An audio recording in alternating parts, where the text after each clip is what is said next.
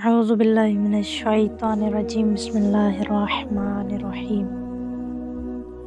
ہمارے نبی کریم صلی اللہ علیہ وآلہ وسلم سے کچھ فقیروں کی شکایت لگانا، یہ جاننے کے لیے ویڈیو کو آخر تک ضرور دیکھیے گا کہ رسول اللہ صلی اللہ علیہ وآلہ وسلم کی خدمت میں چند فقیر مل کر حاضر ہوئے اور شکوہ کرنے لگے کہ اے اللہ کے رسول، اے اللہ کے نبی، ان امیروں کے پاس مالی مسائل مہیا ہیں جن سے وہ غلام آزاد کرتے ہیں، جبکہ ہم فقیروں کے پاس ایسا کچھ نہیں ہے۔ ان امیروں کے پاس مالی استطاعت ہے جس کی وجہ سے حج بجا لاتے ہیں، جبکہ یہ استطاعت ہم نہیں رکھتے۔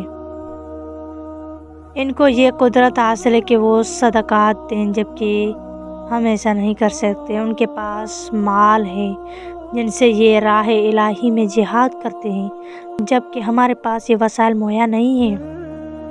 آخر ایسا کیوں؟ رسول اللہ صلی اللہ علیہ وآلہ وسلم نے جب یہ سنا تو فرمایا کہ جو شخص 100 مرتبہ اللہ عز و جل کی تکبیر اللہ اکبر بلند کرے، اس کا یہ عمل 100 غلام آزاد کرنے سے افضل ہے۔ جو 100 مرتبہ اللہ کی تسبیح سبحان اللہ پڑھے، اس کا یہ عمل حج کے اعمال کے لیے کافی ہے۔ 100 قربانی کے لیے جانور لانے سے افضل ہے۔ جو شخص 100 مرتبہ الحمدللہ اللہ کی حمد بجا لائے، اس کا یہ عمل راہ الہی میں لگام اور پلاں سمیت ایسے 100 گھوڑے دینے سے افضل ہے جن پر سوار ہوا جا سکتا ہے۔ اور جو شخص لا الہ الا اللہ 100 مرتبہ کہتا ہے، اس کا یہ عمل اس دن تمام لوگوں کے اعمال سے افضل ہے۔ یہ خبر امیروں تک پہنچ گئی اور انہوں نے بھی اس وظیفے پر عمل کرنا شروع کر دیا۔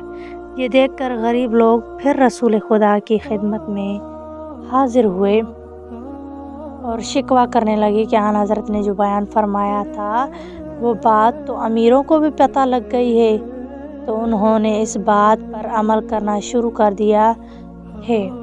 رسول اللہ صلی اللہ علیہ وسلم نے یہ سن کر آیت کریمہ کی تلاوت فرمائی کہ وہ تو اللہ کا فضل ہے جسے وہ اپنی مشیت کے مطابق عنایت کرتا ہے۔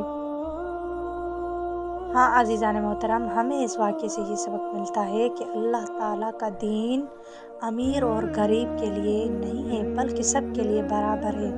یعنی جو عمل غریب کرے گا اس کو جتنا ثواب ہوگا، اس کے جتنا ہی امیر کو بھی ثواب ہوگا۔ ہاں اللہ تعالیٰ کے دین میں سب انسان برابر ہیں۔